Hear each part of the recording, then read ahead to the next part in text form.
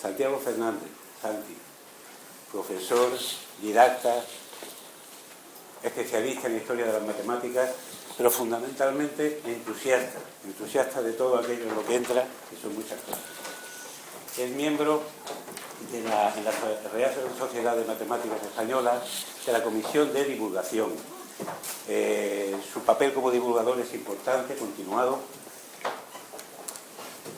Tiene multitud de publicaciones, libros, revistas. Es colaborador habitual en varias revistas de didáctica de la matemática. Y fundamentalmente esta, los que sois de matemáticas la conocéis. Esta revista la gestó desde su nacimiento, la crió, la defendió, total, 20 y tantos años de pelea día a día para que esto fuera un referente magnífico en la didáctica de las matemáticas. Yo a veces digo que es uno de los mejores embajadores del País Vasco en el mundo, y España desde luego. Aparte de sus dedicaciones como profesional de la matemática y de la historia de la matemática, quiero señalar que Santi, algunas de sus aficiones, algunas realmente me han resultado sorprendentes. Es un gran ajedrecista, muy bueno, juega estupendamente. Si me lo dirán a mí, que no he conseguido ganarle nunca. Y... ¿qué? Todavía. Y... la poesía. Participa en varios blogs de poesía asiduamente. Es decir, cada semana colabora, se cartea, entra en ellos y tal. Su participación como didacta de las matemáticas es muy importante. Y ahora voy a contar una anécdota que lo refleja, su forma de llevar las cosas, tanto en su mansedumbre como en su habilidad saliendo de ciertos atolladeros. Un día, tú me dejas que cuente esta anécdota, un día van a su casa, un domingo por la mañana, alguien de una cierta religión para convencerle de que se convierta. Normalmente los que nos encontramos con eso pues decimos, mire, no puedo, lo siento. Pero él fue incapaz de cerrar la puerta y como presionaron, los atendió y estuvo 2 horas y pico, 3 horas, escuchándole no sé cuánto, sí, con cara de paciencia, bien. Y en vista del éxito, cuando se van, les dice, el domingo que viene volveremos. No, por favor, tengo mucho que hacer y tal. Sí, volveremos. Y además, léase este libro. Y le endosan un libro tal. Y ahí reacciona, echa mano a su biblioteca, coge un libro de matemáticas y le dice, vale, pero ustedes se leen esto. Y lo comentamos también. Os dejo con él. Vale.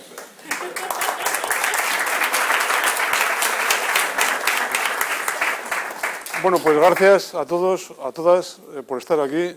Veo que hay muchos chicos, chicas, de diferentes disciplinas, supongo yo. Muchas gracias, Pepe, por tus palabras. Pepe es un amigo de hace muchos años y me trata bien. Yo quiero agradecer mucho a los responsables del Museo Principia, el que me hayan invitado. Principia es un nombre en la ciencia espectacular, claro, porque la gente que nos dedicamos un poco a esto, seguramente sabéis que Newton, el gran Newton, escribió en el año 1687 el libro Principia, los principios de la filosofía natural, matemática, y el hecho de que haya un museo de ciencia que tenga el nombre de Principia es una cosa ya excepcional. Todo el mundo suele poner nombres, Arquímedes, Newton, no sé qué, y sin embargo aquí pues, se pone el nombre de Principia. Bueno, pues agradeceros sinceramente esta invitación. Yo quiero regalaros una pequeña conferencia, una conferencia que va a versar sobre historia de las matemáticas. La verdad es que he dado muchas de historia de matemáticas a diferentes niveles. No es fácil en poco tiempo transmitir una cosa que a mí me parece que es fundamental, es la pasión que uno, en este caso que yo tengo, por el tema de la historia de las matemáticas y la historia del conocimiento. Podríamos tocar diferentes temas, podríamos bucear en una cultura excepcional para bucear en la cultura griega. Podríamos coger un problema y seguir la pista del problema a lo largo de la historia, a ver qué ha pasado con ese problema, sería otro camino. Podríamos situar a un personaje concreto y atacarle, desarrollarle y tal. Podríamos entrar en otra visión que también entro yo, es ver la cara humana de los científicos. Científicos que se equivocan, que cometen errores, que son humanos como nosotros, sería otra alternativa. Bueno, habría muchas. Podríamos entrar en un aspecto filosófico muy interesante. ¿La matemática es descubrimiento o es invención? ¿Alguien descubre la matemática o alguien la inventa? Inventa y hace un edificio. Bueno, pues esto nos llevaría a diferentes debates. ¿Yo qué he hecho? Pues un poco la mezcla de todo ese montón de cosas que he contado. De manera que es una charla que va a ir pasando por diferentes temas, diferentes culturas, diferentes problemas, y espero que no os aburra demasiado. Tengo una pequeña dificultad y cuando me invitó los organizadores lo manifesté, y es, claro, hablar de matemáticas sin decir muchas cosas de matemáticas no es fácil. Pero tampoco quería meter muchas cosas de matemáticas porque ya sé que el público que está aquí, pues lógicamente no tiene esta preparación. De manera que si alguna cosa está un poco más subida de tono, que espero que no, pues me perdonáis. Y si otras, sin embargo, están muy bajas, pues me perdonáis también, porque seguramente hay un tono medio que es el que he tratado de buscar. Bien. El título es lo que Arquímedes le dijo a Newton. Alguno estará pensando, ¿y qué le dijo Arquímedes a Newton? Si la diferencia entre uno y otro son de 2000 años, ¿verdad? ¿Qué le dijo, verdad? Bueno, pues al final cada uno responderá a esta pregunta porque yo no voy a responderla. Ya digo que no voy a responder a esta pregunta. La primera cosa que quiero comentar, hay un compañero mío, que es Pedro González Urbaneja, dice una frase que a mí me parece muy interesante. Dice que la historia de las matemáticas es una fuente inagotable de material didáctico, de ideas, de problemas interesantes y en alto grado de diversión y de recreo intelectual. A mí este es un tema que me interesa mucho y, por tanto, del enriquecimiento personal, científico y profesional. Es una pena, desgraciadamente, que no sea una disciplina que aparezca en las aulas, porque teniendo todo ese montón de requisitos, sin embargo, en secundaria, en primaria no se da prácticamente nada y en la universidad, por lo que yo sé, igual me corregís alguno, pues poco también, ¿verdad? Es una pena. Poca gente, yo creo que conoce algunas cosas de las que voy a contar aquí. Bien. Siguiendo un poco un guión, yo he tocado como 4 aspectos aquí que voy a desarrollar. Haremos un breve recorrido por algunos hitos de la historia de las matemáticas. Recrear el ambiente de la época un poquito. Podríamos poner muchas diapositivas, filminas, para meternos en materia, pero voy a poner algunas.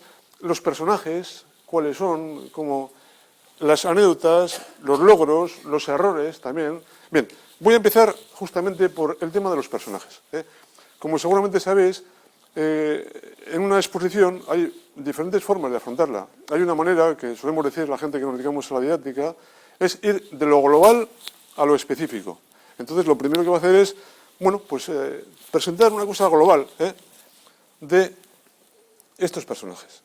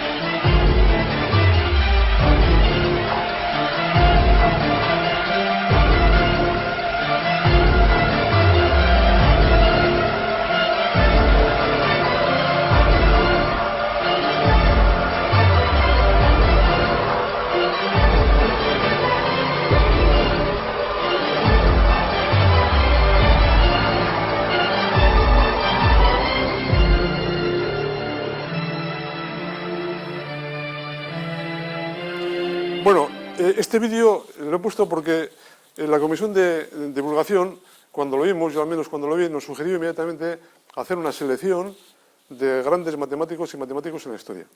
Y de hecho la exposición que está aquí puesta, que la hicimos un grupo de gente, pues lo que refleja es esta selección. Dijimos que 20 matemáticos a lo largo de la historia nos parecen fundamentales, pensando también que tiene que haber alguna mujer, y pensando también que tiene que haber también algún matemático español. Y bueno, hay una segunda parte que no está hecha todavía, pero vamos ahora a hacer otros 20 más. Bueno, ahí han aparecido varios personajes, cada uno habrá reconocido a algunos, a otros, y bueno, pues a algunos de ellos vamos a hablar ahora. Segundo aspecto que quiero comentar, pues una cosa que a mí me ha impresionado siempre, es este ejemplo que pongo aquí. Este señor que aparece aquí es D'Alembert. En la primera edición de la enciclopedia, que la escribieron entre dos científicos que eran D'Alembert y Diderot, hay un artículo de D'Alembert que dice lo siguiente, es un artículo no muy largo. Dice, al tirar, el problema que plantea es el siguiente, al tirar una moneda 2 veces consecutivas, pregunta como ejemplo, ¿cuál es la probabilidad de obtener por lo menos una cara? Tiro 2 veces la moneda, ¿cuál es la probabilidad de obtener al menos 2 veces, o sea, una vez una cara? Bueno, pues la gente que, aunque sepa un poco de probabilidad, todos los casos posibles están aquí. Puede ser cara a cara, o cara cruz, o cruz cara, o cruz cruz. Son los 4 casos posibles. Y de ahí, lógicamente, pues se saca la probabilidad. Es de los 4 casos, hay 3 casos posibles, que es el primero, el segundo y el tercero. Lo que pasa es que el segundo y el tercero, os das cuenta, luego la probabilidad es 3/4. Bien. Bueno, pues el señor D'Alembert, todo un científico, en el primer artículo este que he comentado, dudaba que la probabilidad fuera 3/4. Y lo escribe además, lo escribe en la enciclopedia. Y razona de la siguiente manera. Dice, razona, si una cara aparecía en la primera tirada, decía él, el juego ya habría terminado, pues no era necesario continuar con una segunda, porque ya ha aparecido la cara. Dice, por tanto, decía él, enumerando, solamente había 3 posibilidades. Cara, una primera ahí paraba. Cruz, claro, porque si ha salido cruz hay que seguir. Luego cara y luego cruz, cruz. Entonces a él le salían 3 casos, de los cuales solamente en 2 casos había cara. Luego la probabilidad, él decía que era 2/3. Este es un error tremendo en la probabilidad. Y sin embargo ahí aparece escrito en la primera edición de la enciclopedia. Bueno, yo tengo una serie de errores que han aparecido por grandes científicos y que nos mostrarían esta parte humana del científico, esta persona que se confunde también al hacer las cosas. Bien. Este sería otro elemento interesante atacar. Para no perder de vista el tema, yo quiero hacer un esquema, un tema interesante. A ver, hay una idea por parte de muchos chicos y chicas cuando pasan por la escuela. Claro, porque la historia, la ciencia y tal, la explicamos de esta manera, que primero los babilonios, los egipcios, los griegos, los romanos, y parece que las culturas desaparecieron y ya está. Bueno, pues eso es mentira. En Historia de las Matemáticas es un esquema muy elemental, pero muy aclaratorio. He puesto las culturas que van apareciendo, la cultura egipcia, fijaros que aparece más o menos hacia el año 3500 antes de Jesucristo, a hacer cosas. La cultura griega, que prácticamente florece en el año 600 antes de Jesucristo y muere de alguna manera con la muerte de Hipatia en el siglo IV después de Cristo, o sea, unos 1000 años. La cultura mesopotámica, que en paralelo está con la egipcia y se mantiene también con la griega. La cultura india, porque al mismo tiempo que en Occidente pasaba esto, en Oriente también había una cultura muy potente. La cultura india, que aparece allá por el año 3000, más o menos 2000, aunque las grandes aportaciones son en el 1500 por ahí, y continúa. El mundo árabe, que tiene una aportación pequeñita, de unos 600, 700 años, nada más. Luego la cultura china, que es una cultura potente. La cultura maya, que está ahí suelta y además con un periodo pequeño.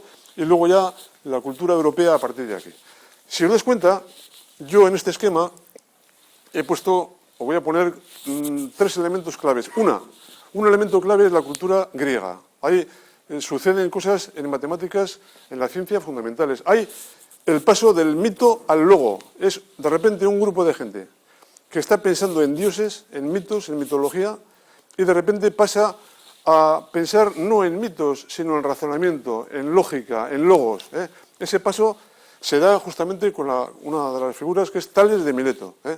Entonces, de repente que esto se produzca en este periodo es una cosa impresionante. Sería muy interesante profundizar por ahí, pero no voy a... Bien, segundo elemento muy importante, por lo menos para la historia nuestra, es la aportación de la cultura árabe. Hay montones de textos antiguos griegos que se han recuperado y se han difundido a través de la cultura árabe. Luego es una cultura muy importante justamente en esa transmisión del conocimiento. Bien, tercer elemento interesante es una edad oscura que aparece ahí en un periodo grande en Europa donde prácticamente no se hace nada, o se hace muy poco.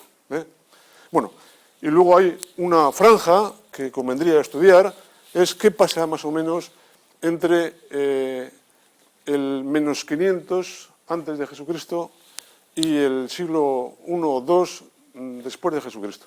O sea, es analizar qué pasa en la cultura griega, en la cultura mesopotámica, en no sé qué. Bueno, no voy a profundizar lógicamente en esto, pero sí tenéis un poco la idea de que las culturas están interrelacionadas, de que hay una transmisión de conocimientos de unos a otros, que hay personas que ponen en contacto unas culturas con otras. Esto es muy interesante mantener. Bien, como toda historia, pues hay un principio, y en matemáticas este aspecto se ha estudiado muy poco. Se empieza a estudiar ahora lo que se llaman las matemáticas prehistóricas. Claro, se pensaba que hay una aportación matemática muy importante a partir del siglo VI a.C. en adelante, pero que antes los egipcios tenían cosas, lógicamente, los babilonios, pero que antes había muy poco. En el año 35.000 a.C., en el 20.000 a.C., prácticamente no había nada, se pensaba. Bueno, pues justamente se ha encontrado, no hace mucho, dos huesos del peroné de un babuino, que es el hueso de Isango, se llama, donde aparecen unas pequeñas muescas en el hueso. Esto se ha encontrado en la República del Congo, Centroáfrica. Y bueno, pues esto ha cautivado mucho a la gente, porque estos huesos que están aquí, si os dais cuenta, tienen unas muescas pequeñitas. Estas muescas, no voy a meterme a fondo, pero tienen unas marcas que corresponden a un sistema de numeración decimal. Aparecen los números primos, ahora veremos entre el 10 y el 20, una cosa increíble. Y también aparece una tabla de duplicación y un calendario de las fases de la luna. Claro, estamos hablando de hace 33.000 años. Una matemática prehistórica. O sea, ¿cómo es posible que las personas que estaban en esa época tuvieran un conocimiento matemático sofisticado? Bien, hay artículos en Internet, podéis encontrarlos, de este asunto. Yo he bajado algunas representaciones, el primer hueso, el segundo y las muescas que tiene. Si os dais cuenta, el tema de la duplicación, 3, 6, 4, 8, 10, 5 va al revés. Y luego arriba aparecen una serie de muescas y aparecen números, si os dais cuenta, números primos. Está el 17, el 13, el 11, el 19, ¿lo veis? Bueno, si jugáis con ellos, resulta que la suma de los de abajo da 48. La suma de estos negros que tengo aquí da 60, igual que el de arriba. Los números primos aparecen por ahí. Bueno, hay unas connotaciones interesantes. Es más, hay artículos de gente ya potente que analiza que ellos podrían tener un conocimiento del sistema sexagesimal. Porque ya aparece el número 60 de forma repetida. Y luego todo el tema de los números primos. Claro, los números primos es una señal de inteligencia muy importante. Una cultura que adquiere y trabaja con números primos es una cultura muy potente. Entonces, bueno, pues he señalado solamente este aspecto porque ya en la prehistoria había bastantes matemáticas. Bien, hay una cultura que es muy conocida por mucha gente, que son los egipcios. Los egipcios también tienen una matemática muy importante lo que le interesa es a ellos resolver problemas de la vida cotidiana. Problemas de repartos, problemas de herencias, de terrenos, cálculo de áreas, de volúmenes, etc. Este periodo de matemáticas, digo, están imbricadas en la práctica humana, inmersas interactivamente en su entorno. O sea, eran personas que había pocas personas con conocimiento científico, los sacerdotes, pero esos tenían solución a grandes problemas. Bueno, seguramente sabéis que hay algunos documentos escritos, aparte de los templos, que hay una escritura jeroglífica, hay documentos escritos en papiros. Hay dos papiros muy importantes. Uno es el papiro de Rhind, y otro el papiro de Golenichev, o el papiro ruso también se llama. El papiro de Rhind, pues en una visita un egiptólogo escocés, cuando fue a Luxor, en el año exactamente 1858, iba enfermo, tenía una tuberculosis, pues compró este papiro a un anticuario. Un papiro que tiene unos 6 metros de largo por 30 centímetros de ancho.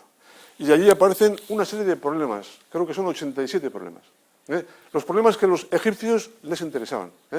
Están escritos en hierático, no en jeroglífico, sino en hierático, que es una forma de escribir diferente al jeroglífico. Y el de Golenichev, o el ruso, pues lo mismo. Es un papiro peor que el anterior, es más pequeño, los problemas no son tan claros, el escriba que escribió era menos cuidadoso. Bueno, estas dos son las fuentes que tenemos de los egipcios. Son fuentes muy, muy interesantes. Bueno, yo he traído aquí algunos ejemplos para que veáis. Una cosa que me llama la atención, pues en uno de los papiros dice que para hallar el área de un cuadrilátero había que hacer lo siguiente. Sumar los lados opuestos, A más C partido por 2, o sea, la semisuma, y multiplicar por la semisuma de los otros lados. A más C partido por 2 por B más D partido por 2. Bueno, yo he puesto como ejemplo, esto es verdad, es mentira, porque en la escuela, primero, no hay una fórmula para hallar el área de un cuadrilátero. Hay una fórmula para hallar el área de un rectángulo, de un triángulo, si es regular, pero de un cuadrilátero yo no la conozco. O sea, no hay que triangular, hay que hallar área, hay que hallar alturas. Bueno, sin embargo, ellos tenían una cosa sorprendente. ¿Es verdad? ¿Es mentira? Bueno, ya aprovecho para contar algo que es muy interesante. Seguramente sabéis que hay un programa en Internet que hace unos cuantos años circula, que es GeoGebra. GeoGebra, lo tenéis aquí. A ver, Descartes, el famoso Descartes, René Descartes, tenía un sueño en la cabeza. Era la integración entre el álgebra y la geometría. Este sueño justamente que tenía Descartes aterriza en GeoGebra. GeoGebra justamente es llevar a la práctica ese sueño que tenía Descartes. Con este programa se pueden hacer de todo. Aspectos geométricos y a la izquierda, en paralelo, aspectos analíticos, aspectos algebraicos en este caso. Bueno, aquí he puesto un rectángulo, fijaros que aparecen los vértices, a la izquierda A, B, C y D son las dimensiones de los lados. Y si os dais cuenta aparece el área está aquí abajo, este que aparece aquí abajo, bueno, y lógicamente lo que puedo hacer yo ahora es empezar a variar un poco el tema. Voy a ver si lo subo arriba. Bueno, aquí variar un poco los vértices, los lados, a ver si eso es verdad. ¿Será verdad que el área de ese cuadrilátero es, como decían los egipcios? Bueno, lo dejáis, lo investigáis y tal, pero es una cosa que llama la atención, como hace 2500 años ya había personas que tenían una preocupación por hacer ese tipo de cálculos. Bueno, también tenían otro cálculo del triángulo. Ellos, como bien sabéis, trabajaban con una escritura jeroglífica. Hay una escritura ortográfica donde se puede identificar de alguna manera las vocales, las consonantes, el alfabeto nuestro con la escritura jeroglífica. Llama la atención una cosa importante. A ver, por ejemplo, el A, aparece un pájaro ahí, una especie de águila, pero el O, la U y la W utilizan la misma figura. Quiere decir que, dependiendo del contexto y dependiendo de la situación, pues el que interpreta y el escriba, los dos, tienen que hacer algo para que aquello sea entendible. Bueno, y aparte de esto, pues tienen otra tabla simbólica. Yo he cogido la tabla de Niebuhr, donde aparecen todos los símbolos que ellos utilizaban, y son símbolos de pájaros diferentes, en diferentes posiciones, diferentes no sé qué, tal y cual. Bueno, pues todo esto pertenece a esta cultura egipcia que os comentaba. Bien. Ellos trabajan el sistema de numeración, es posicional. Para los números tienen una serie de valores, el número 1, el 2, el 3, el 4, hasta el número 10.000, de forma que cualquier número, por justaposición, pues se puede formar. Ahí tenemos el 12.257. Un ejercicio bonito en la escuela pues sería, partiendo de estos números, ¿cuál sería esta cantidad? Bien. Se preocupan también de las fracciones, y aquí aparece una cosa muy curiosa. Las únicas fracciones que estudian son las fracciones unitarias, un medio, un tercio, un cuarto, un quinto, etcétera, excepto una que es 2/3, esta que aparece por aquí. Y con ellas hacen todo tipo de cálculos. O sea, no les preocupa el 5/6, el 7/2, sino lo que hacen es descomponer en función de las fracciones unitarias todas las demás. Y en el papiro de Rin, pues, bueno, esto os comentaba, aquí aparece el ojo de Horus, con diferentes simbologías, y en el papiro de Rin, pues empieza ya a proponer problemas donde las fracciones unitarias juegan un papel fundamental. Por ejemplo, dice, ¿cómo podemos dividir de forma equitativa 6, 7, 8 o 9 hogazas de pan entre 10 personas? Y ahí aparece una forma de distribuir. Usted tiene 6 hogazas de pan, o 7 hogazas, o 8 hogazas, o 9. Pues la forma es 6 entre 10, un medio más un décimo. A cada uno de los asistentes le da la mitad más un décimo. Si en vez de ser 6 son 7, le da un tercio, más otro tercio, más un treintavo. Una cosa muy interesante es que todas las fracciones son unitarias. Todos los números que aparecen aquí son unitarias. Bueno, aquí tenemos otro problema que no vamos a poder resolver aquí, pero ¿es posible cualquier fracción descomponerla en fracciones unitarias? ¿Esa descomposición es única? ¿Solamente hay una forma? ¿Hay varias formas? ¿Hay algún procedimiento interesante? Bueno, repito que todo esto no podemos resolver, pero sí es interesante seguir el procedimiento que ellos hacían, porque a mí me parece altamente didáctico. Esto explicado en la escuela, yo creo que pues es muy interesante, porque vas viendo cómo las fracciones van apareciendo, y el ejemplo que es un ejemplo sacado del papiro. Repartir 3 panes entre 8 personas. Bueno, pues dice, ahí tenemos 3 panes, o sea, en este caso lo he dividido. Primero, ¿qué hace el escriba? Pues lo primero que hace es dividir cada pan en 3 partes. ¿Por qué en 3 partes? Porque, hombre, tiene ya 9 partes. Entonces, ya tiene 9 partes, quiere decir que de las 9 partes, una de estas 8, pues ya para cada uno. Y le queda una roja a repartir. ¿Me seguís lo que estoy diciendo? Bueno, pues ahora esta roja la vamos a dividir a su vez en 8 partes, porque tenemos que dividir. Bueno, pues dividimos en 8 partes, 1, 2, 3, 4, 5, 6, 7 y 8.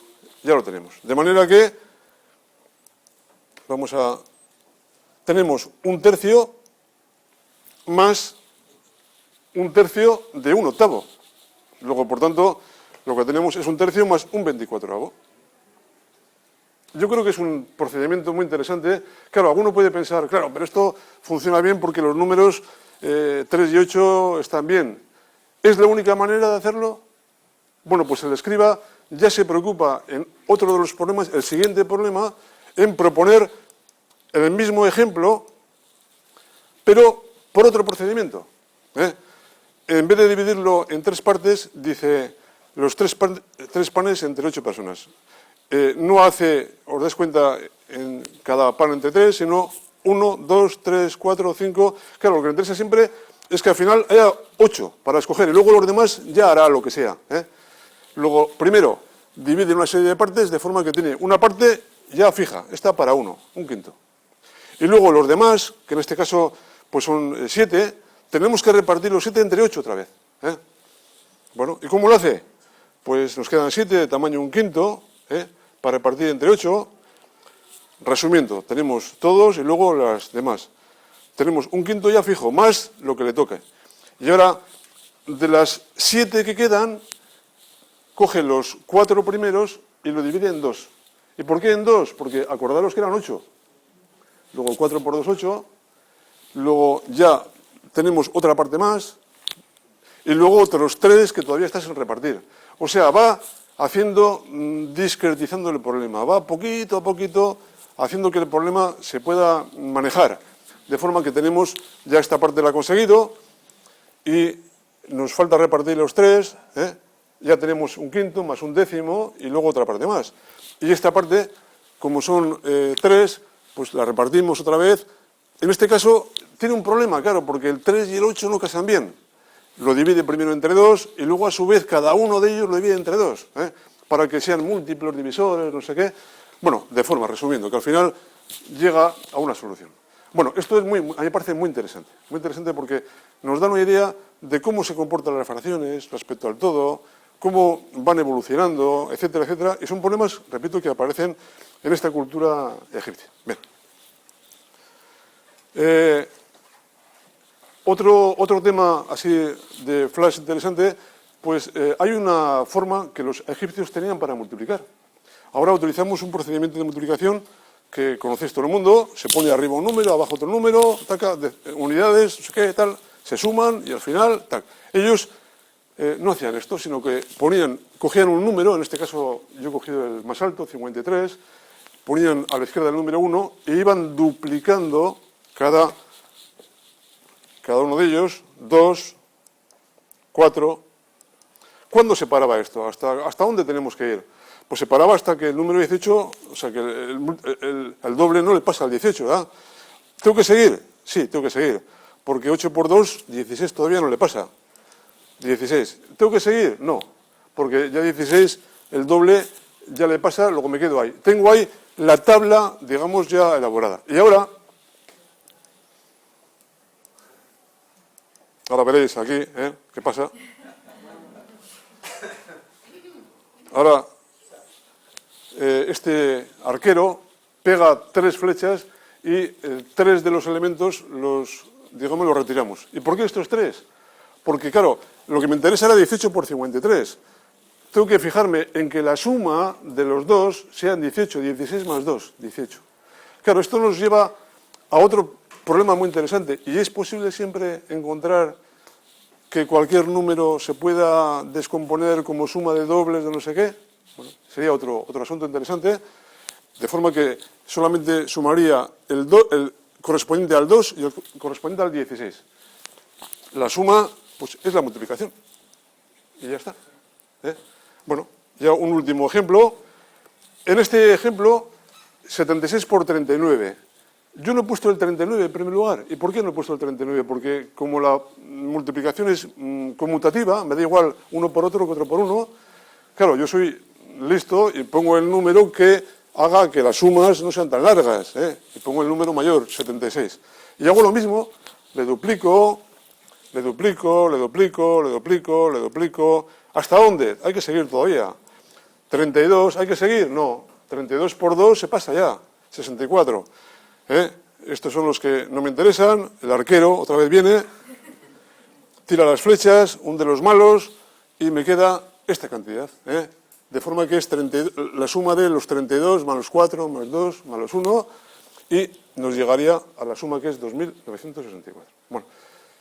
Bueno, con esto, ¿qué quiero señalar? Que los egipcios son muy antiguos, o no sé qué, son muy listos, y que tienen una matemática pues muy al uso y una matemática potente, con una cierta... El papiro de Rin, si alguno tiene interés en estudiarlo, se puede estudiar, no es muy difícil. Tiene problemas interesantísimos, problemas de herencias, de repartos, etc. Bien, vamos a dar un salto a otra cultura, que es la cultura hindú, una cultura desconocida. Ellos escriben en los Vedas, en estos libros, los Sulva Sutras, las técnicas para hacer los pilares de los templos. Le interesa mucho que el templo tenga unas dimensiones, qué tipo de dimensiones tiene, etcétera.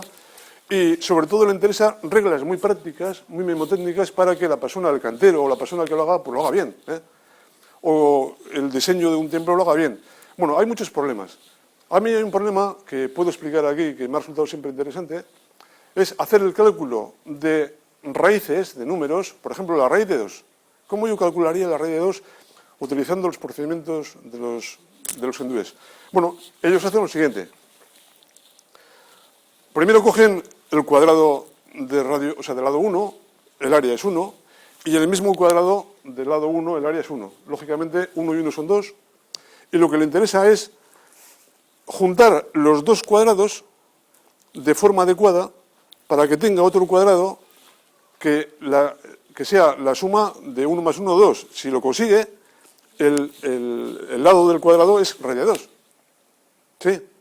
Luego el objetivo es, ¿yo cómo puedo diseñar, cómo puedo cortar, cómo puedo diseccionar a las figuras para que al final, juntándolas, me dé un nuevo cuadrado de raíz de 2? Esto es un tema muy interesante, ¿eh? Además, se puede hacer juego, se puede recortar y tal, y ellos utilizan este procedimiento. A uno de los cuadrados le pone igual y al otro le parte en 3 partes. Una de las partes, a su vez, la va partiendo en trozos, ¿eh? Este es un cuadrado y junta todos ellos de forma que se genere este pequeño cuadrado, ¿eh? Claro, comete un pequeño error. O sea, el cuadrado verde es el que tiene allí, el rojo le pone arriba, el rectángulos estos que aparecen aquí, y luego va pegando las tiras alrededor. ¿Cuál es el pequeño error? Que hay un cuadradito allí al final que está sin cerrar, ¿verdad? Bueno, bien, pero efectivamente ese error nos va a dar lugar a un pequeño error en el cálculo de raíz de 2, nada más. Si esto es así, pues la raíz de 2, calculada por este procedimiento, es extraordinariamente cercana a la realidad.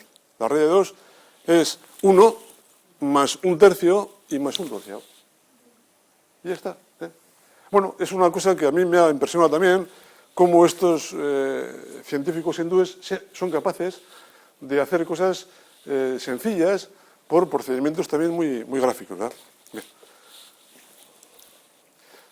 Llegamos a la gran cultura griega. Bueno, a mí lo que voy a decir ahora me da un poco de vergüenza, porque decir esto en 5 minutos es como... Pero, bueno, he comentado antes que la cultura griega, pues, tiene un deseo fundamental, tratar un canon de belleza, un canon de lógica, un canon de conocimiento, y, bueno, pues ahí se preocupan de todos los problemas prácticamente de la vida.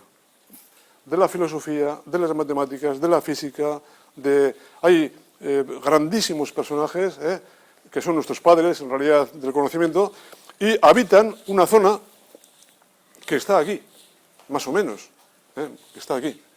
Es muy interesante, yo creo que dedicar un tiempo, no voy a hacerlo, a ver cada personaje dónde está y por qué y qué relación tenía y tal, Peloponeso, Ática, etcétera, pero esta es una zona restringida, porque realmente el pueblo griego no solamente se centró en este campo, sino que también abarcó, como veremos después, otros lugares cercanos. Esos lugares cercanos, pues están por aquí, ¿eh? En el siglo VI a.C., más o menos, la cultura estaba de esta manera. Podéis ver los fenicios, Grecia, las colonias, el imperio asirio, donde estaba, etcétera, cómo se iban distribuyendo. Es muy interesante situar los grandes científicos y filósofos en su época, donde era Platón, donde estaba, o Arquímedes, o cualquier otro, ¿verdad? O Tales de Mileto, o Pitágoras, o tal. Situar a grandes personajes, yo he situado a algunos de ellos aquí, Arquímedes, Euclides, Apolonio, Eudoso, habría muchos más, y ver un poco que no solamente están centrados en lo que es lo que se conoce ahora como Grecia y alrededores, sino un poco alrededor también del Mediterráneo, llegan hasta Italia, se van a Turquía, al norte de África, Alejandría, bien, etc. En esa época, pues empezaron a surgir grandes problemas de matemáticas. Hay un problema que ha circulado en esta época y que mantuvo a los matemáticos durante pues, unos 2000 años entretenido, 2000 años, que es el problema de la duplicación del cubo. Hay 3 problemas en matemáticas muy famosos. Uno sonará, porque es la cuadratura del círculo. Es más difícil esto que la cuadratura del círculo, suele decir todo el mundo, ¿no? Otro es la duplicación del cubo y otra es la trisección del ángulo. Bueno, básicamente, ¿qué es? Es resolver el problema utilizando regla y compás para que esto pase. El problema del cubo, el problema délico se conoce, es el siguiente. Tenemos un cubo. ¿Se puede construir otro cubo que sea el doble de volumen del anterior con regla y compás solamente? Alguno igual está pensando, joder, qué problema les preocupan a los griegos, ¿verdad? Me decía un alumno hace años, cuando yo explicaba este tipo de cosas, le dice, pero esos problemas a usted le preocupan, porque yo tengo otros problemas, Pues sí, es verdad, Bueno, pero este problema efectivamente era un problema potente, un problema que cautivó a muchos matemáticos y que trabajaron en él muchísima gente. Algunos son conocidos, otros no. Y bueno, yo de toda la gente que ha trabajado quiero destacar a uno que es no muy conocido. Era amigo de Platón, una persona que le defendió en algún momento a Platón de manera argumentativa y se llama Arquitas de Tarento, que igual ni os sonará, Arquitas de Tarento. Pues Arquitas de Tarento resuelve este problema haciendo trampa, en realidad, porque no utiliza la regla y el compás, se utiliza otro procedimiento, pero a mí al menos la solución de Arquitas durante años, más de 20 años, me ha cautivado. Me ha cautivado, he dado muchas vueltas al tema, he hablado con algunas personas. ¿Por qué? Porque, primero, hombre, parece lógico pensar que si el problema es en el espacio, la solución del problema podría estar en el espacio. Pero llegar a imaginar que la solución es esta que vamos a ver, eso ya es mucho decir. Él dice que la solución al problema es la intersección, perdonar a la gente que, bueno, igual en matemáticas no estáis así muy duchos, la intersección de tres figuras. Uno es un toro es una rueda de camión, de coche. Lo que pasa es que un toro degenerado quiere decir que el agujero que tiene entre medio no es agujero, o sea, es un punto. Ese amarillo. Otro es un cilindro y otro es un cono. Un cono, este es rojo y el cilindro es... Cuando los tres se junten, o sea, se interseccionen los tres en un punto, ese punto es la solución al problema délico. Alguno se quedará ya patas arriba. Claro, porque evidentemente los tres se juntan en un valor, que es el C, o sea, en el origen. Pero este no interesa, ese es un problema, una solución degenerada, decimos. Bueno, pues resulta que la solución está ahí.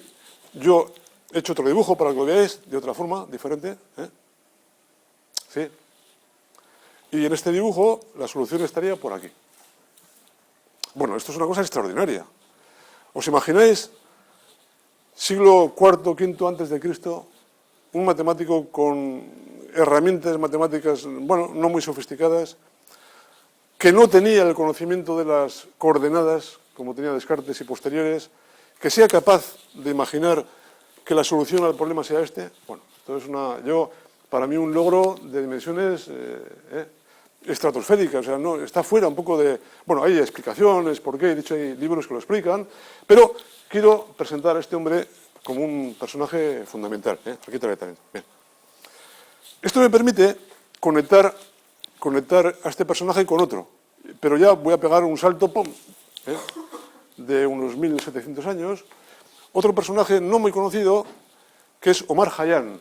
Omar Khayyam era, aparte de matemático, era poeta, y tiene unas preciosas estrofas de 4 versos, que son los Rubaiyat, y bueno, pues este resuelve los problemas de este tipo, del problema de Arquitas, pero utilizando procedimientos similares. En particular, lo pongo como curiosidad, si yo quiero resolver esta ecuación, x al cubo más b por x igual a c, en el siglo XI resolver esta ecuación era una cosa, bueno, un logro excepcional. Seguramente sabéis que Tartaglia y Cardano tuvieron disputas, ahí lo podéis ver, pero ya 300 años más tarde. Sin embargo, este hombre, pues dice usted, lo que tiene que hacer es lo siguiente. Construya una parábola, construya una circunferencia, de esta manera, yo he puesto las ecuaciones en términos, y la intersección de las dos, de la parábola y de la circunferencia, es la solución a esta ecuación.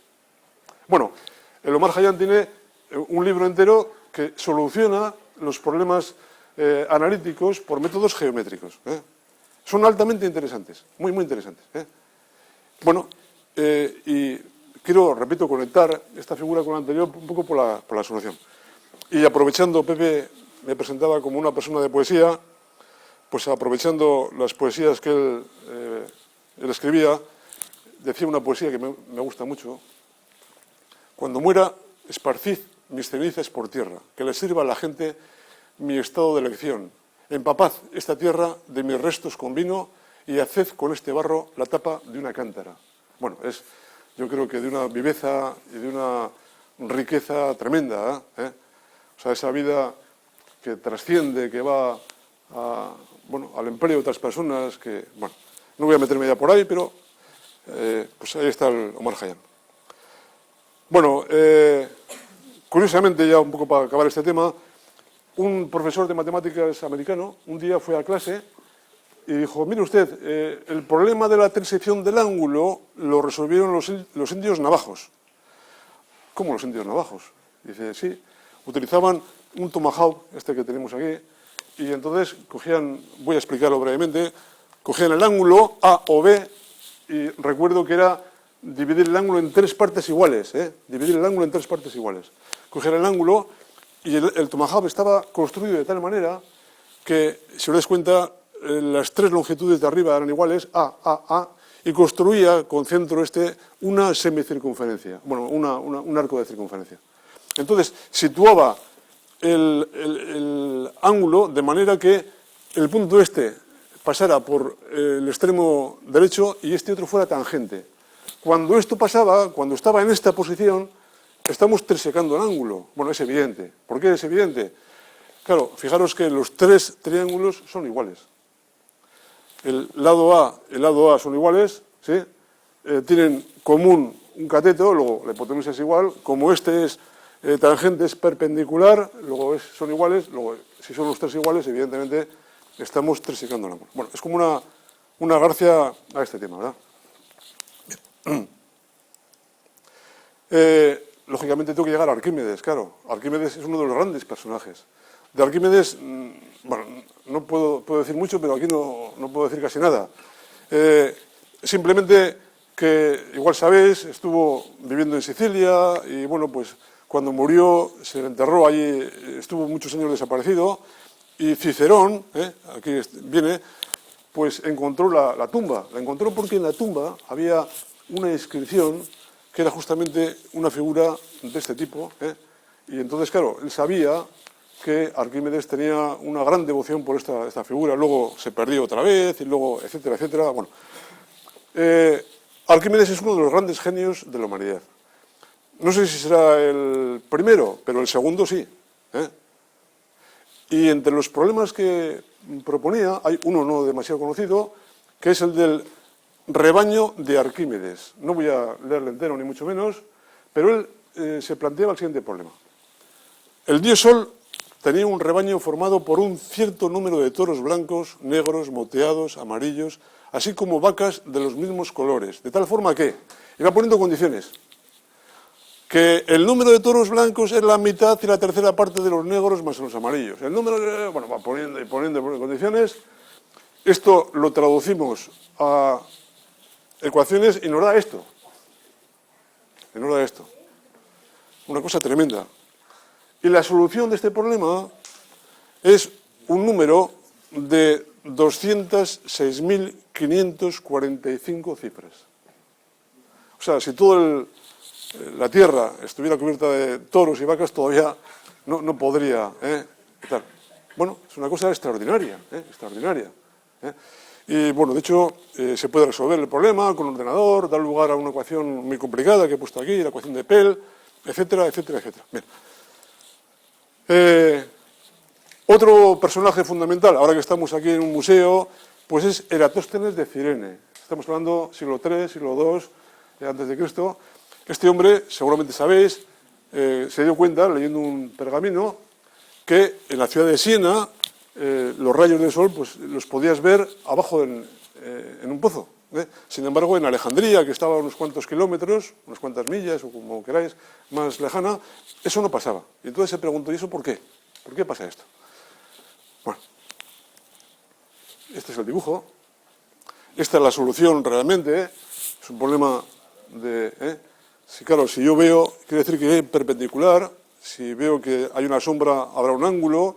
Y a partir del ángulo, y razonando un poco, como los ángulos son alternos e internos iguales, pues se puede resolver. Bien. Quiero que un personaje de una gran categoría como es Carl Sagan... ¿Por qué alguien mentiría sobre algo tan trivial? Eratóstenes se preguntaba cómo al mismo tiempo la vara en Siena no tenía sombra, mientras que la de Alejandría, 800 kilómetros al norte, proyectaba una sombra definida.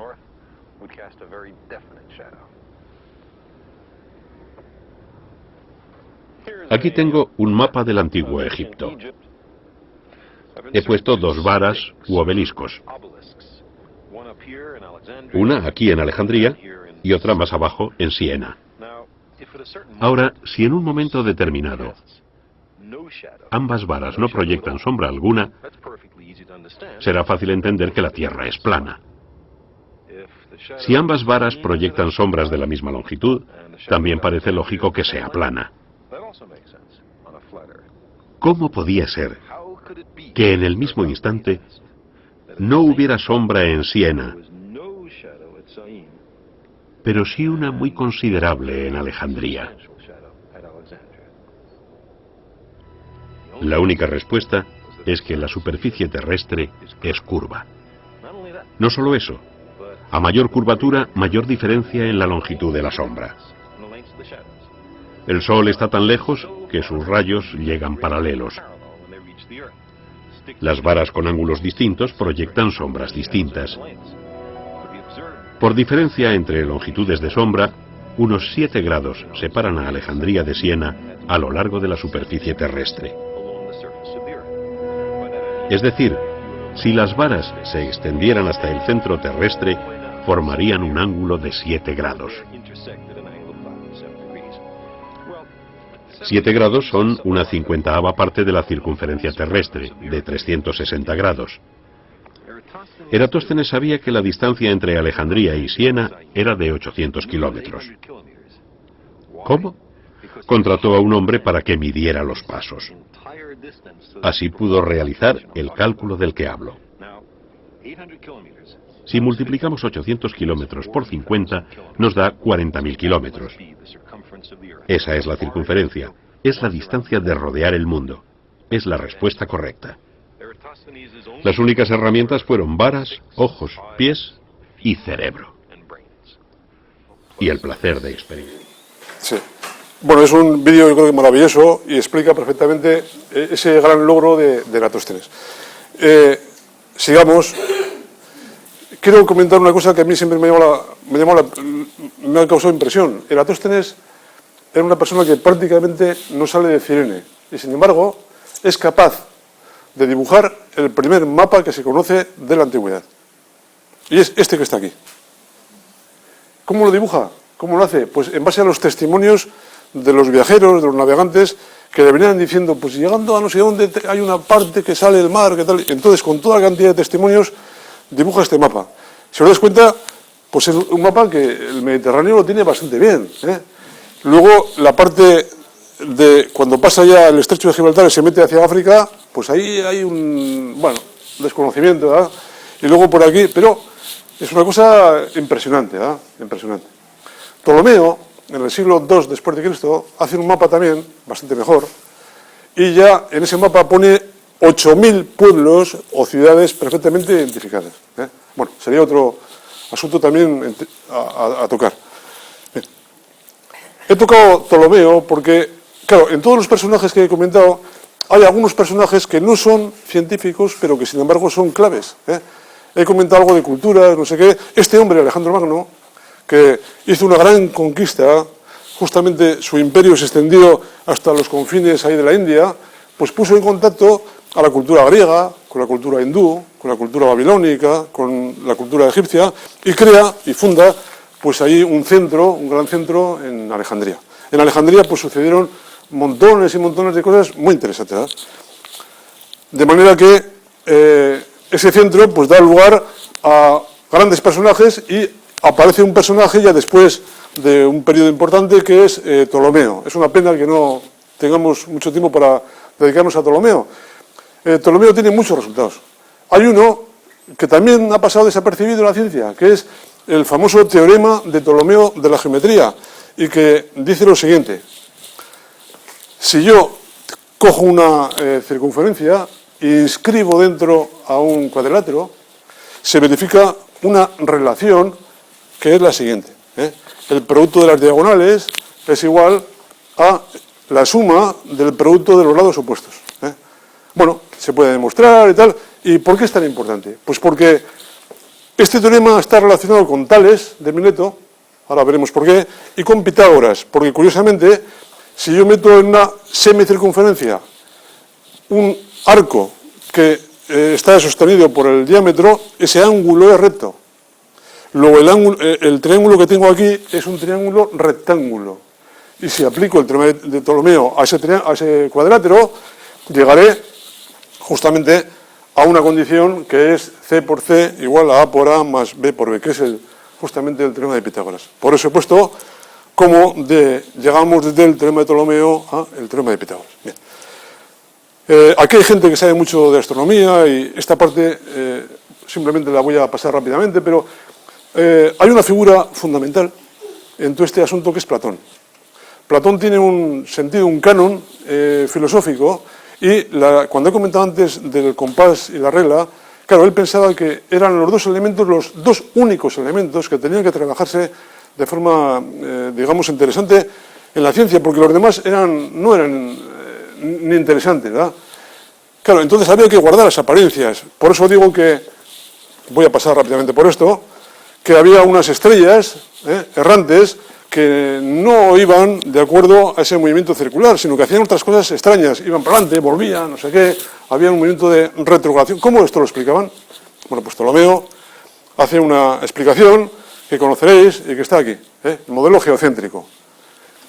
La Tierra en el centro, el planeta que está dando vueltas alrededor de una circunferencia, y desde la Tierra vemos cómo el planeta se proyecta en el fondo, siguiendo un aparente ir hacia adelante y hacia atrás.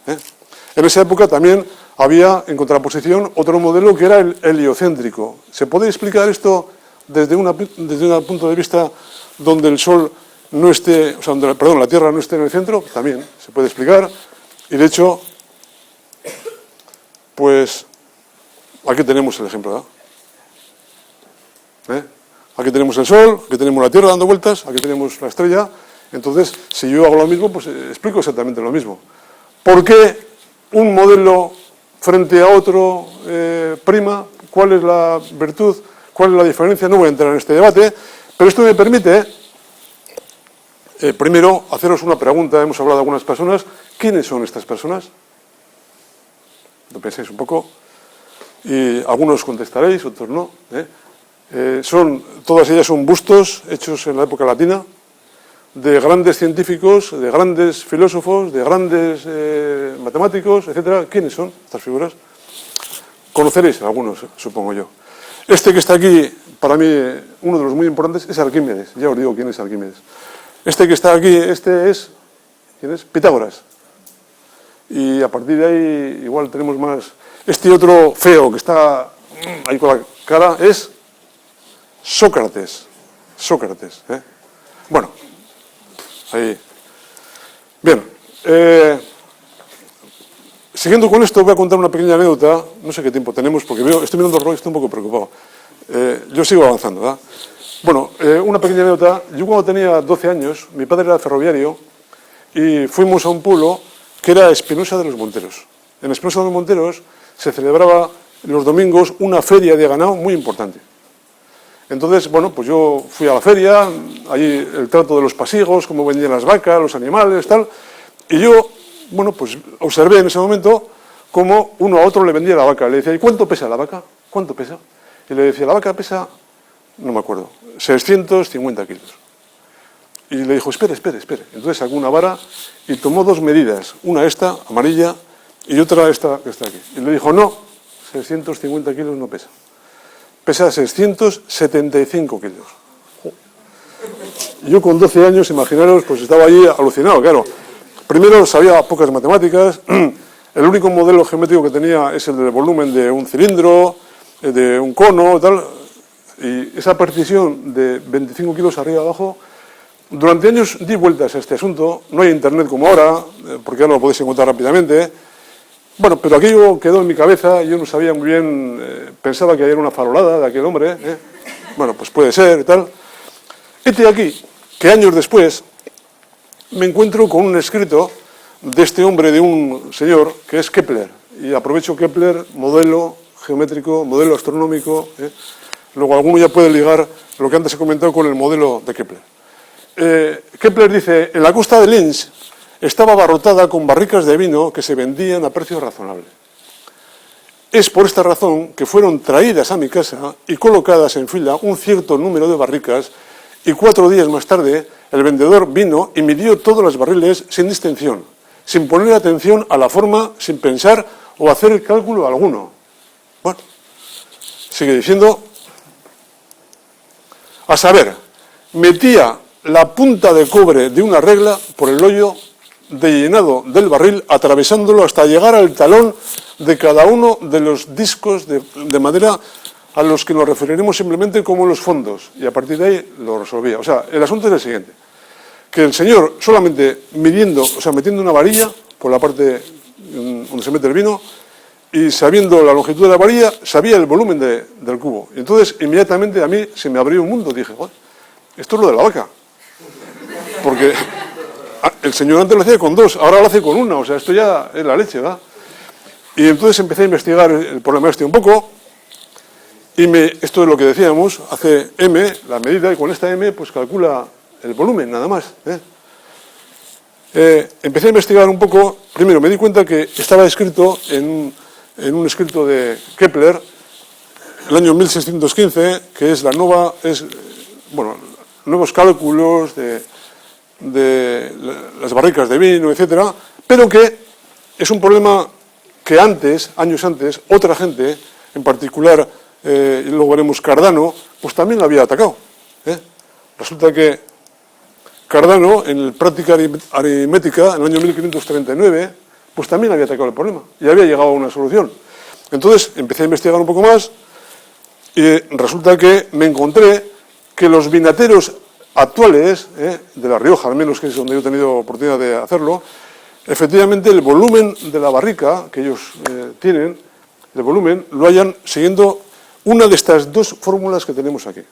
La primera, 0,625 por m al cubo, m es la varilla que decíamos antes, o bien otra fórmula que se basa en estas dimensiones que tenemos. Son las dos formas que hay. Bueno, es una cosa extraordinaria. Claro, alguno puede pensar, bueno, pero esto no hay trampa aquí. No hay trampa, ¿cómo? ¿Usted me va a decir a mí ahora que con una medida yo voy a dar el volumen?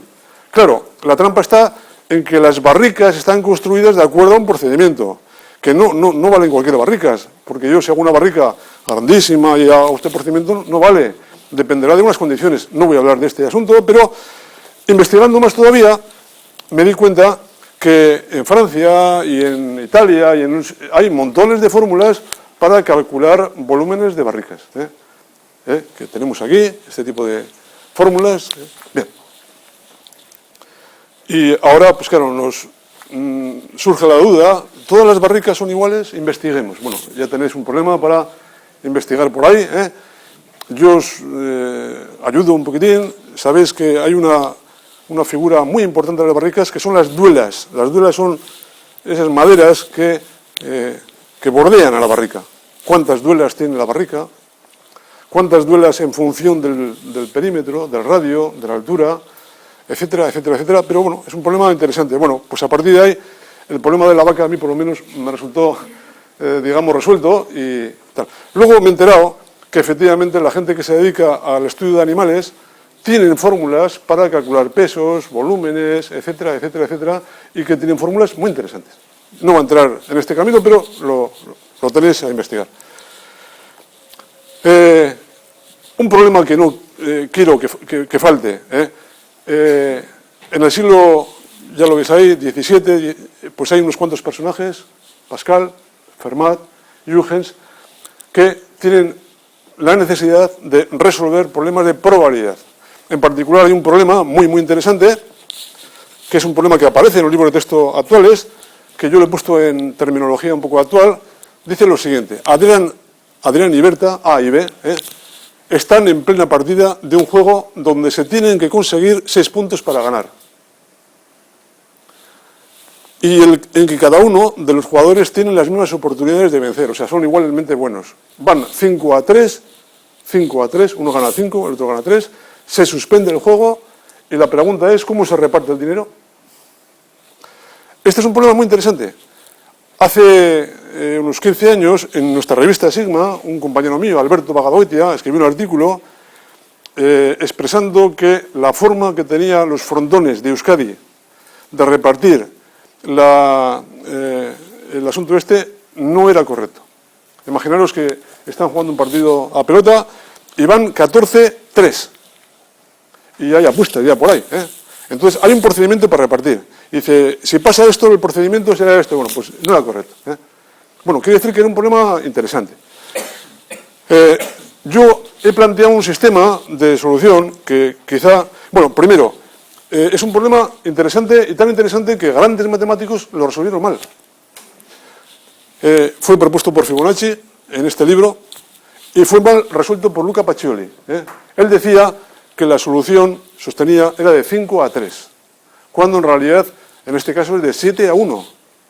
Llama mucho la atención a mí que personas de esta categoría, que tengan todo el tiempo para pensar, para disfrutar, para no sé qué, sin embargo lo hacen mal, a mí siempre me ha causado impresión, ¿verdad? Sin embargo, pues hay un procedimiento muy interesante desde el punto de vista didáctico. Estamos 5-3, luego este es el nivel de partida. ¿Qué puede pasar? Que gane uno, que gane otro. Luego, puede ser que gane uno 5-4 o que gane otro 6-3. Si gana el otro, ya ha ganado la partida, ahí se acaba. Por eso lo he encerrado, ¿sí? Puede ser que gane uno o que gane otro, o que gane uno, de forma que esta es la descripción del juego, ¿verdad? Esta, digamos, sería un poco... ¿Y esto cómo lo puedo simular? Pues hago lo siguiente. Vamos a ver.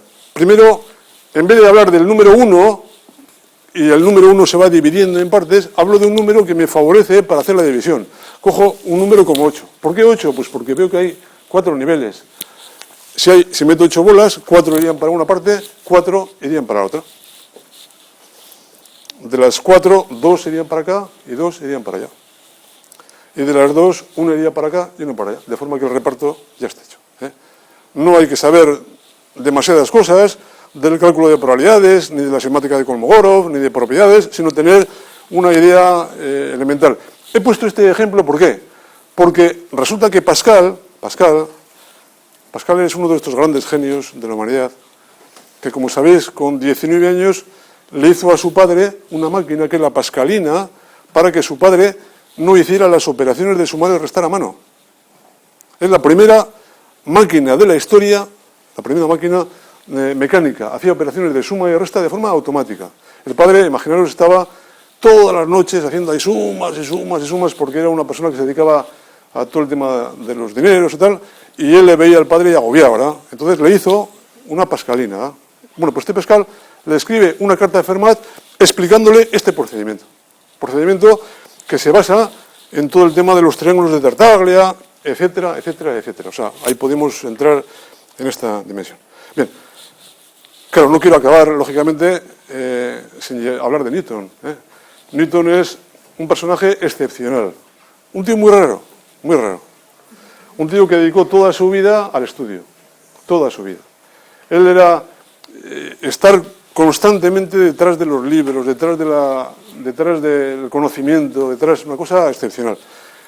Dice una cosa que a mí siempre no es muy conocida, me impresionó, está en un escrito que se ha encontrado hace poco. Dice, Platón es mi amigo, Aristóteles es mi amigo, pero mi mejor amiga es la verdad. A mí me parece que es una cosa que hace temblar, ¿verdad? Él iba siempre buscando la verdad.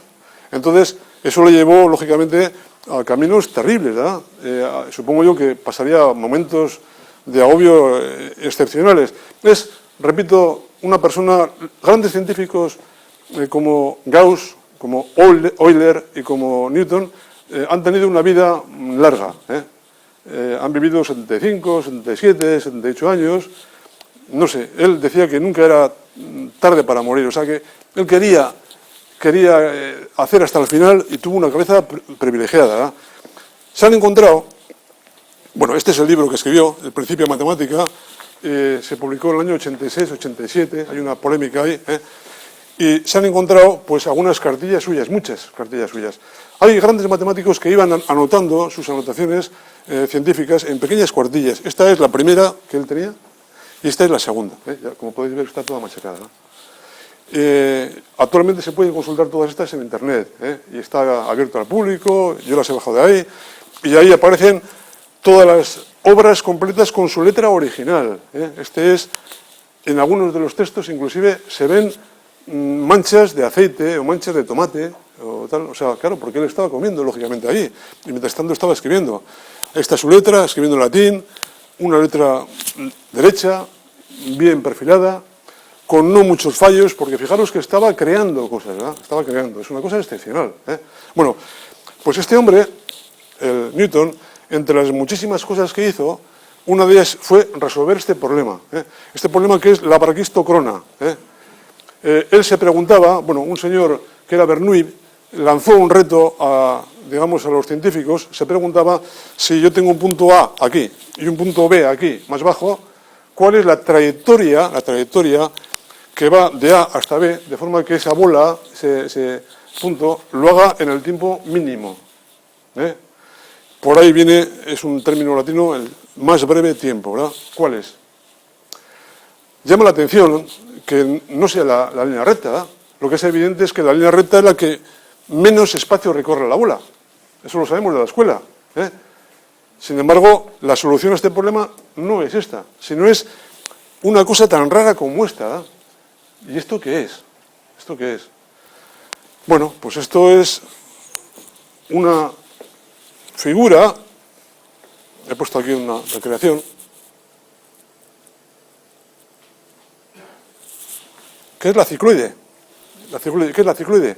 Si yo cojo una circunferencia y la hago rodar y sigo un punto de la circunferencia fijo, la trayectoria que deja ese punto es la cicloide. Entonces, si esta cicloide la doy la vuelta, la pongo adecuadamente, pues llegaré, adecuadamente, para que coincida, llegaré justamente a la solución de esta cantidad. Bueno, es una cosa impresionante, como este problema que lanzó Bernoulli, inicialmente solamente lo resolvió Leibniz, la primera solución, Bernoulli daba medio año de tiempo para resolverle. Y resulta que la primera solución y única que se recibió inicialmente fue la de Leibniz. Leibniz se cabreó mucho. Dijo, pero no hay nadie más que resuelva este problema. Preguntarle a Newton, preguntarle a Newton. Y entonces fue a un científico a preguntarle a Newton, y Newton no sabía del problema, había dos problemas, y entonces Newton dijo, bueno, ¿cuál es el problema? Entonces le planteó el problema, se encerró en su cuarto, cuenta la historia, y a la mañana siguiente, después de 10 horas, tenía resueltos los dos problemas. Dos problemas que a una persona normal tarda toda una vida en resolver, ¿verdad? Bueno, pues, pero lo curioso de este problema ya no es solamente esto, sino que esta figura tiene otra propiedad, que resulta que también es tautócrona. ¿Qué significa esto? Pues significa que, bueno, está explicado ahí, que dos móviles, dos puntos en esa trayectoria, tirados a la vez, en cualquier de aquí o aquí, llegan justamente aquí al mismo tiempo, aunque recorran tiempos diferentes. Lógicamente, al principio, ¿qué hace? Pues irá más despacio, más rápido, tal, y luego van, tal. Bueno, esto que he comentado está aquí. Esto, he puesto el ejemplo aquí, bolas, al principio, ves cómo coinciden, no sé qué. Y claro, como los científicos dan muchas vueltas al tema, ¿esto para qué sirve? ¿Sirve para algo? ¿No sirve para nada? Pues qué curiosidad, ¿verdad? Pues sí, sirve para algo.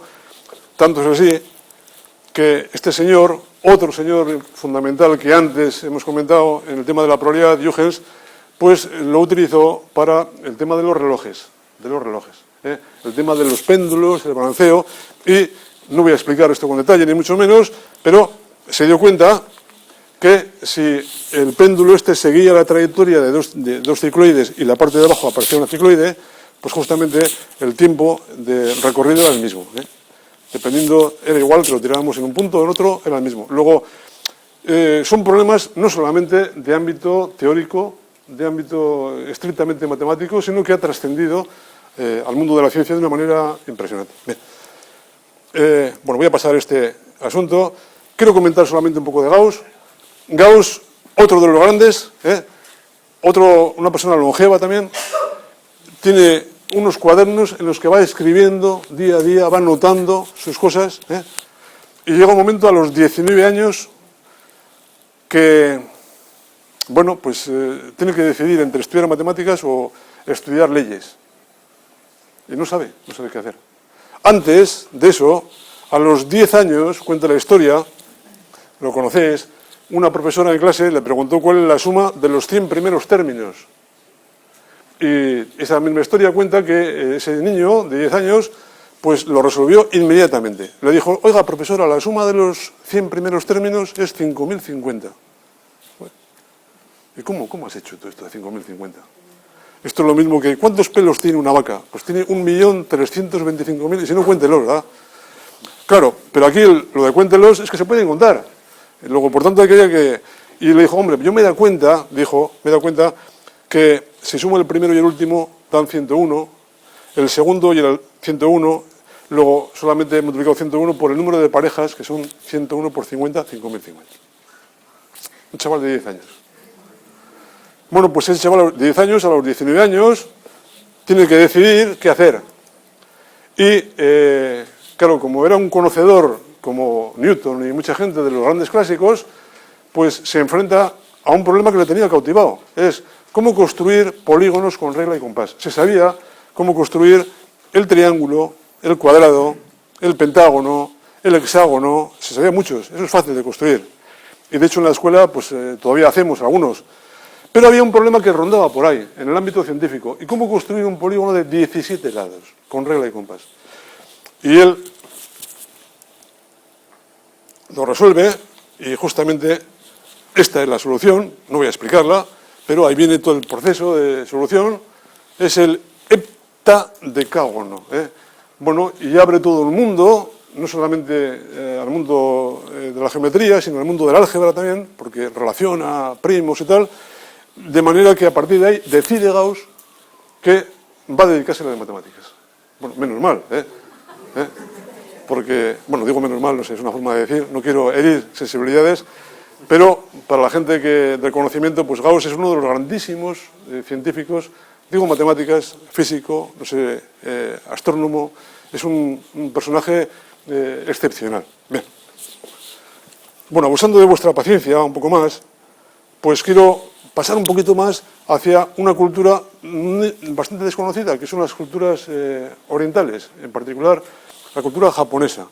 En los templos de la época Edo, que es en el siglo XVII, se encuentran en algunos templos unas tablillas con problemas. Ahí tenéis un problema, japonés. Son los sangaku. Se preocupan por problemas que en la historia de la ciencia han sido muy importantes, problemas de tangencia. O sea, condiciones de tangentes unos con otros y tal. Y en particular hay cosas tan preciosas como estas. ¿Cuál es el radio de los círculos estos que aparecen en función del lado del cuadrado? ¿Cuáles son los lados del cuadrado en función con el lado del triángulo? Hay un teorema que se conoce como el teorema, aquí viene, de Mikami, muy interesante. Es que si yo cojo una circunferencia y cojo un vértice y trazo ahí ángulos y meto dentro tangencialmente circunferencias, sumo los radios, la suma es constante. La suma es constante. Es una cosa muy interesante. Y tiene unas propiedades, no voy a explicar aquí, propiedades de tipo tecnológico también, pues, y aquí, bueno, y esto, yo en una época me interesé por esto. ¿Esto es verdad? ¿Es mentira? ¿Se les ocurre solamente a los japoneses en esta época? Estamos hablando, repito, siglo XVII, XVIII, por ahí. Bueno, pues resulta que se ha encontrado una carta de Descartes otro de los grandes genios, que este sí que murió joven, el pobre, de una pulmonía, porque la reina de Suecia le puso, igual sabe la historia, quería que fuera su consejo, o sea, su mentor, su padre científico, entonces le mandó que fuera a Suecia a explicarle matemáticas, filosofía y tal, pero Descartes era un poco vago. Se levantaba todos los días a las 11 de la mañana y desayunaba con tranquilidad, hacía sus cosas y tal. En Suecia, 30 bajo cero. A las 6 de la mañana la reina le exigía que fuera por allí. Tenía que pasar un pasillo de su casa hasta allá, hasta el palacio, un pasillo que dice la historia que puede tener unos 150 metros. Yo me imagino a un señor que se ha levantado 50 años a las 11 de la mañana, a las 5 de la mañana con 20 grados bajo cero, al final pues agarró una pulmonía y se murió de la pulmonía. Y bueno, pues este hombre se carteó con muchas personas y en una carta, que no voy a explicar así muy en detalle, a Isabel de Bohemia, pues le hace partícipe de un conocimiento que tiene mucho que ver con los problemas de Sengaku. No voy a meterme por ahí, pero para que sepáis que esto pues también va así. Bien. Bueno, hay problemas preciosos en este sentido, este es uno de ellos, o estos son problemas de tangencia, son problemas muy, muy interesantes, muy interesantes.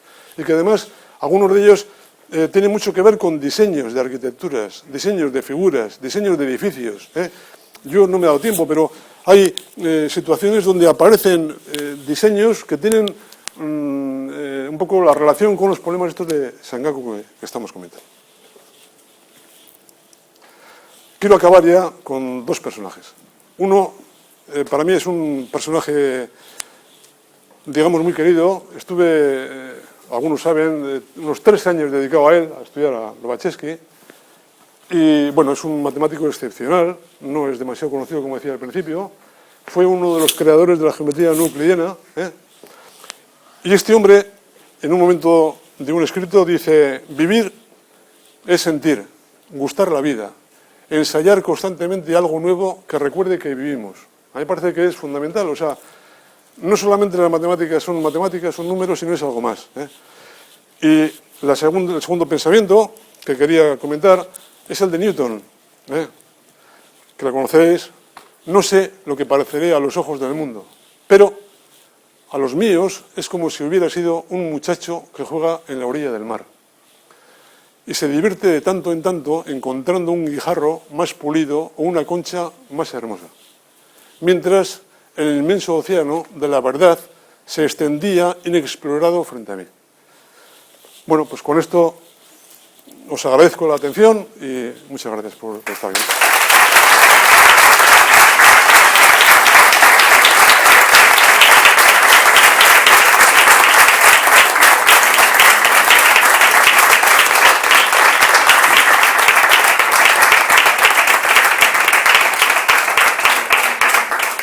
Bueno, gracias a todos. Y alguno igual tiene alguna pregunta que hacer.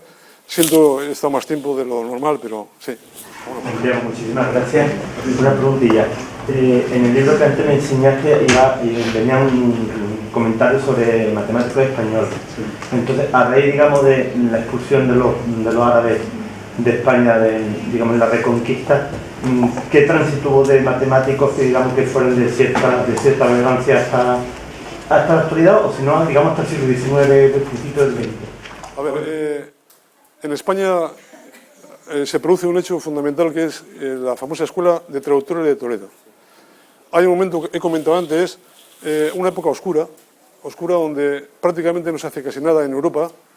Hay alguno que hace cosas, pero en Toledo, debido, yo creo, pues a toda la manera de entender la vida y ser personas muy abiertas y tal, ahí confluyen 3 tipos de culturas. La cultura, sabrás, la judía, la árabe y luego la cristiana. Entonces, entre los 3 hacen, digamos, una amalgama de conocimiento y se traspasan conocimientos. Bueno, entonces, a partir de ahí se difunde mucha cultura por Europa. En España en particular, pues la verdad es que hay muy poco matemático. Se ha investigado últimamente algunos, pero de renombre importante, poco matemático. Porque, bueno, pues porque en esa época es que no había casi nadie en Europa. O sea, tampoco matemáticos, yo creo que grandes en España se empiezan a dar, bueno, ya algunos. Hay un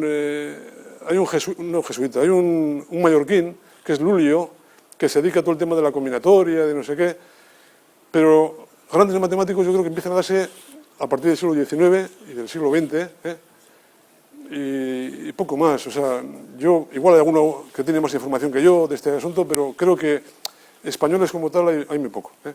Hay tratados, hay cosas, pero que son traducciones, son escritos de otras personas.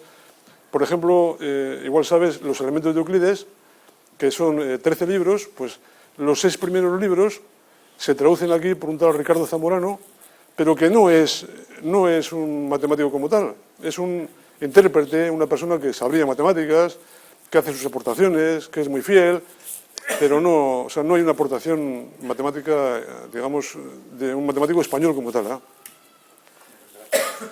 Una cosa, me ha llamado siempre la atención esto, efectivamente, porque lo mismo que llama la atención como la cultura griega tiene grandes matemáticos y la cultura romana prácticamente lo que es la matemática, no voy a decir que desaparece, se mantiene, ¿verdad? Porque hay una desviación hacia la arquitectura civil, hacia todo el tema de construcción de puentes, de templos, de no sé qué, pero no hay aportaciones de matemáticas. El único que es Boecio, que hace un poquito, pero no hay nada. Entonces, en España yo creo que ha pasado esto. O sea, tengo porque de España que en el llamado siglo del español, sí, tanto ahora, digamos, de humanidades, sin embargo, y de humanidades y también en el ámbito, digamos, de la arquitectura militar, había grandes conocedores, había grandes astrónomos, grandes navegantes españoles, sin embargo, no, en los libros de historia o los poquitos que yo he leído, nunca hacen referencia a matemáticos. Se habla de grandes marinos, grandes astrónomos, grandes físicos, grandes naturalistas, incluso hasta el día de Sueve, hablemos de Celestino Murphy, etcétera, etcétera. Sin embargo, nunca hacen referencia a matemáticos. Hombre, mira, en matemáticas como en la ciencia, no son palabras mías, son de otra gente, bueno, científicos. Ya sabes que hay científicos de diferentes niveles. Hay gente que dice, hay científicos que son zorros, otros son erizos. Zorro es el que le gusta estar por todos los sitios, ¿verdad? Y hay unos cuantos que efectivamente son de este calibre. Otros erizos son personas que profundizan mucho y van, digamos, a la esencia de las cosas, ¿verdad? Y luego hay otros que yo digo, es una cosa mía, que no son ni zorros ni erizos, sino son un poco, bueno, pues ardillas, o sea, van a todo, ¿verdad?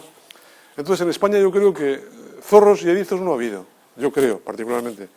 Ha habido ardillas, sí, pero no a ese nivel, ¿eh? Claro, porque las grandes lumbreras de la matemática, pues, bueno, hay muchas de ellas, desgraciadamente en ese reparto a España no han tocado, ¿verdad? Me parece a mí, no sé, es una aportación mía, no sé. Y algunos de los que aparecen ahí, pues efectivamente son matemáticos españoles del siglo pasado, o de este siglo, alguno de ellos, y tuvimos que poner 5, pues porque, bueno, había más, lógicamente, pero al final había que elegir. Pensando en el futuro y no en la historia, ¿estamos en un tiempo en el que de la matemática cabe más aplicación o hay grandes descubrimientos todavía pendientes? Mira, respecto a eso, bueno, yo tampoco soy el más indicado para responderte, pero sí, la matemática está creciendo, como todas las ciencias, de manera exponencial, ¿eh? Hay una famosa, la paradoja de Ulam, que igual alguno conocerá, que dice, mira, en este momento en el mundo se están descubriendo 15.000 teoremas. O sea, tú imagínate que los grandes países desarrollados tienen secciones de matemáticas, investigando, publicando y tal. Sí, o sea, desde luego la matemática está creciendo de manera vertiginosa y yo creo que la aportación que ha tenido en los últimos años ha sido muchísimo más potente, más tal, que en toda la historia de la humanidad. Ahora, claro, lo que pasa es que en la historia de la humanidad hay, claro, lo que hace Newton es una cosa que es excepcional, ¿verdad? Es como de repente que la rueda gire, en vez de así, gire casi en sentido contrario y que interpreta y crea un modelo y tal. Claro, a ese nivel yo creo que no hay, me parece a mí, habrá otros científicos.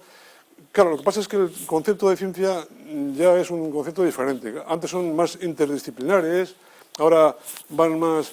Pero que la matemática está en todas las partes, que está creciendo mucho, que crecerá mucho más y que hay grandes problemas planteados, pues evidentemente, ¿eh? Ahora mismo, igual has leído algo, todo el tema de la encriptación, de la criptografía, de tal, pues son los grandes problemas que a muchos matemáticos, teóricos inclusive, les preocupa, ¿verdad? Porque claro, esto es un tema interesante. Hay gente que tiene un espíritu platonista, vamos a decir, bueno, hacen matemáticas por matemáticas y ahí está, y tal, es un recreo intelectual y tal, y alguno dice, si se aplican, bien, bueno, bien. Y hay otros que no, que tienen una preocupación por tal. Entonces, esa preocupación por la seguridad de la información, por la transmisión de la información a través de la red de forma segura, eso ha llevado y está llevando a grandes investigaciones en matemáticas. Hasta ahora es muy curioso cómo se están aplicando resultados que se investigaron en teoría de números en el siglo XVII, en el siglo XVIII, y que ahora mismo se ven como válidos, como fundamentales. Pues todo el tema de las congruencias, el tema de descomposición de números primos y tal. Pero, claro, si viene, que ya repito, no soy el más indicado, si viene el ordenador cuántico y si hay cálculos de manera extraordinaria por segundo, no de 1 millón, no sé qué, sino de billones al segundo, donde los cálculos se pueden hacer y se pueden saltar la seguridad, claro, habrá que tener otros procedimientos que sean más seguros y no sé qué. Entonces, claro, la matemática está ahí, en este sentido, ¿verdad? El teléfono móvil que tenemos todo el mundo, pues claro, ahí están las matemáticas. Ha habido que resolver problemas tremendos. Para acabar un poco este asunto, no sé si sabéis, en Bilbao, el Museo Guggenheim, el museo tan bonito que hay ahí, pues tenía unos problemas de tipo matemático que inicialmente no se pudieron resolver. Hubo que diseñar una parte de la matemática que es elementos finitos y resolver un problema para resolver los problemas que llevaba anexos, porque claro, el arquitecto, el Frank Gehry, hay que hacer esto, sí, hay que hacer esto, pero ahora hay que hacerlo, claro. Y claro, él se cuenta la anécdota que cuando fue el consejero allí a hablar con él, le dijo, mire, queremos hacer un edificio singular, tal y cual, y entonces él cogió un papel de estos de albal, y le dijo, pues mire, como esto, ¿verdad? Como esto. Le dijo esto, claro, como esto, pero luego hay que hacerlo. Y el hacerlo es un tema muy complicado, porque cada uno de las plantas son diferentes, de las planchillas, luego la horizontalidad y la verticalidad no está por ninguna parte. Entonces, todo eso son muchas matemáticas. Pero eso es aplicación de... Aplicación, sí, claro, sí. Pero claro, nunca sabes, creo yo, lo que vas a aplicar. Ahora mismo hay cosas que se están haciendo y dicen, esto no sirve para nada. Dice, un señor que investiga cosas de topología, no sé qué, no sirve para nada. Bueno, nunca lo sabes, porque habrá alguien, hombre, esto tiene relación con aquello que decía que tal. Bueno, Ya una pregunta sencilla. ¿Qué opinas tú ahora que los profesores de matemáticas están descubriendo para sus alumnos el uso del abaco? Sí, llevan un año y pico que constantemente están hablando de lo que están utilizando el abaco para que los niños las matemáticas puedan, digamos, los cálculos aritméticos los puedan...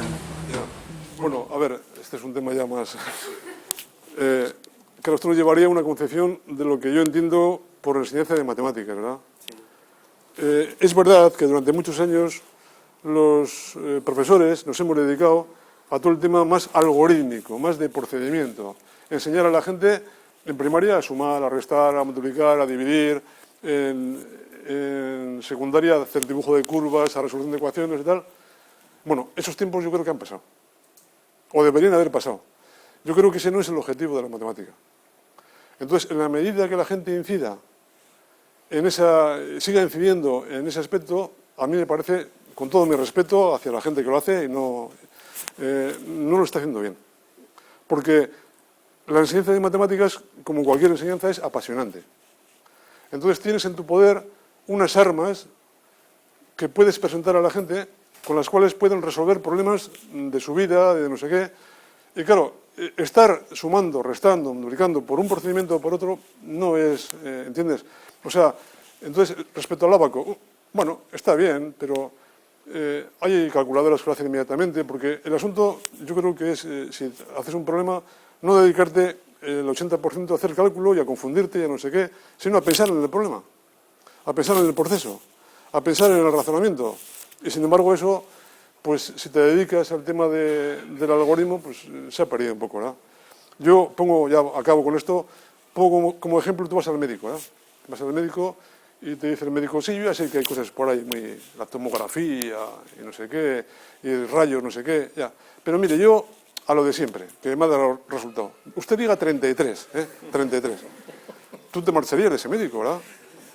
Sin embargo, nosotros no podemos marcharnos de esa escuela. El niño le ha tocado a un señor que le va a rellenar de pizarras y pizarras y pizarras de sumas, de restas, de multiplicaciones y divisiones. Y le va a suspender, además, en algún caso, por hacerlo mal. Claro, le va a suspender. Es una cosa terrible, claro. Entonces, bueno, pero eso es entrar en un debate, repito, con todos mis respetos hacia la gente que lo hace de esta manera. Porque usted tiene la oportunidad en una hora de mostrarle a la gente un mundo mágico, un mundo mágico. Yo he comentado el tema este de Gauss, cómo sumaba con 10 años y tal. Yo las veces que he explicado a profesores de primaria que no lo conocían y tal, aparte de quedarse alucinados, luego van a su clase, lo explican y tal, no sé qué y tal, y oye, ahora vamos a sumar los 800 primeros, los 700 primeros. Claro, entra esa otra dinámica diferente, ¿no? Lo otro, bueno, bien, pues sí, o sea, pues se pone debajo este, se pone debajo el otro, se multiplica y tal, pero yo creo que sería mejor, nuevamente con todos mis perdones, enseñarle a la gente a coser, por ejemplo. Cuando se rompe un calcetín, pues que cosa el calcetín, ¿verdad? Porque el otro no es muy matemático, ¿verdad? Bueno, no sé si... No hay de qué, sí. Bueno, pues nada. Gracias. Gracias, ha sido un placer. Y quería hacerte entrega de nuestro regalo tradicional, que es el rodillo cinematorio, como un paradigma también de cómo lo que parece no es. Bueno, pues muchas gracias a todos. Muchísimas gracias. Nada, Muchísimas gracias. nada.